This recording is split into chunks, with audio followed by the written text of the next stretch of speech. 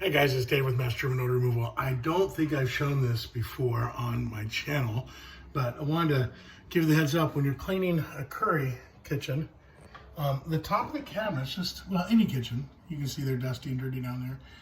They just get loaded. And with curry, and incidentally bacon, burgers, anything that's oil and grease, it will accumulate up here. And this is what it looks like, you know, when you clean it off. So you can tell here where I've scraped, and then right there in the corner, I've not scraped. Let's see if I can put it on the camera.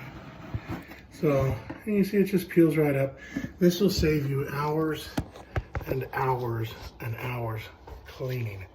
And then hopefully you remember to bring your shop towels, because this is a good way to get rid of all your microfibers. I mean, I know you're going to toss them all after today, but this will save you a couple, because it's so nice to be able to wipe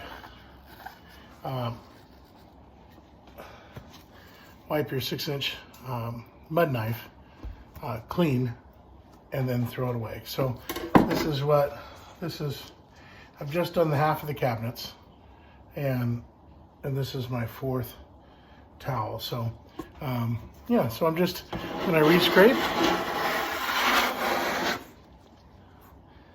I've already cleaned it, but I've got that, you know, big bead of grease. So what we'll do is we'll clean it, and I am using a surfactant and chlorine dioxide mixed up, and I'm just spraying it on and letting it soften.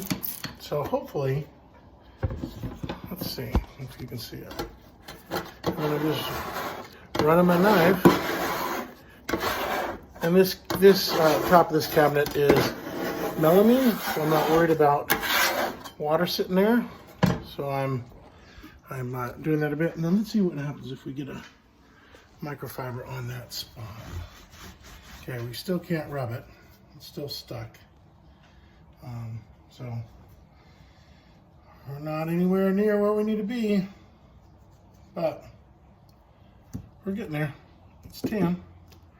You can see where, you know, we have and we have not.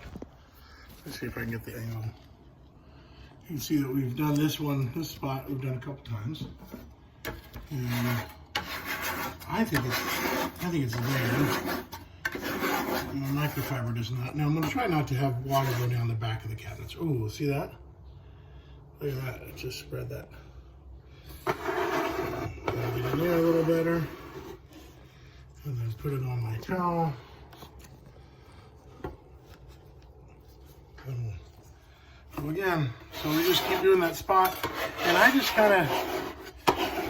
I'm scraping more than just one time down the whole thing and then starting over. I'm really working on this side. I want to get this side pretty close to done before I start over on that side, because I don't want it to be wet that long. So that's just personal preference. The front of the cab, this is of course the crown, and then this is the cabinet box, and that is wood. So I'm trying not to soak it. But I do want that surfactant to soften all that oil. And since this is a curry house, oh, there's still a lot there.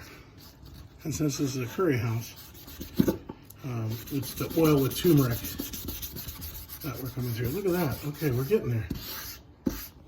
So, anyways, I don't think I've ever shown that. The putty knife. The putty knife will save you hours and hours and hours and hours and hours. So, yeah, cleaning all this with a microfiber, it's just the oil is just too tough. And it's doable. It's definitely doable.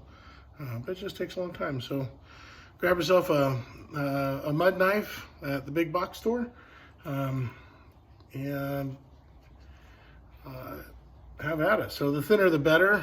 This mud knife has been through a lot of floors and all that. So when so what happens is that when you scrape like on a concrete slab, it sharpens that edge to where it is sharp like a knife. And so yeah, so a new mud knife might not work great. I think it will. I mean, I think it'll work fine, but and then you always want to make sure those stay flat. You cannot have that banging around and chipping a corner up because it'll destroy any cabinet you put it on. So flat, flat, flat, flat.